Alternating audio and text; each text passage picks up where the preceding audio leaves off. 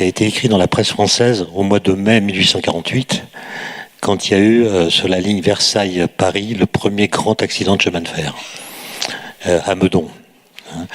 Il y a eu, d'après ce qu'on peut savoir, 150 morts, sans doute un peu plus, des gens qui ont été brûlés vifs, puisque les portières des wagons étaient plombées, puisque le train devait passer sur le grand viaduc qui mène à Versailles, et les gens en profitaient pour se suicider.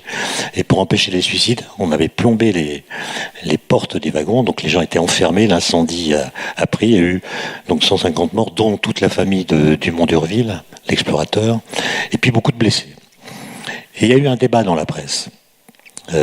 Est-ce que c'est vraiment intéressant de rouler en chemin de fer ? Ça ne va guère plus vite que les chevaux. Ça tue des gens. Et puis, très rapidement, j'avais noté quelques citations d'articles ce matin que j'ai pas retenu de mémoire.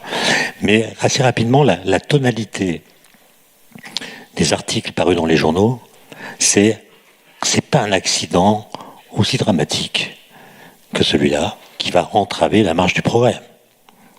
La civilisation a besoin qu'on se sacrifie pour elle. Et Lamartine, qui était député, a clos le débat en montant à la tribune de la Chambre.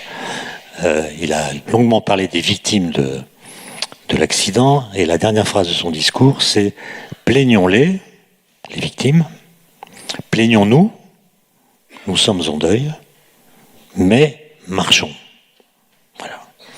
Et la presse, avant, avait expliqué que les ingénieurs allaient étudier cet accident, en tirer les leçons, de sorte que plus tard, de tels accidents deviendraient, sinon impossibles, du moins beaucoup plus rares.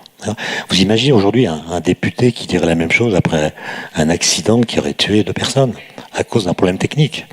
Il n'a aucune chance d'être réélu. Donc notre rapport au risque a complètement changé, et ça affecte évidemment nos capacités de décision. Le risque n'est plus perçu comme le prix à payer pour faire advenir le meilleur, il est conçu comme le symptôme d'un dérèglement général qu'il conviendrait de corriger.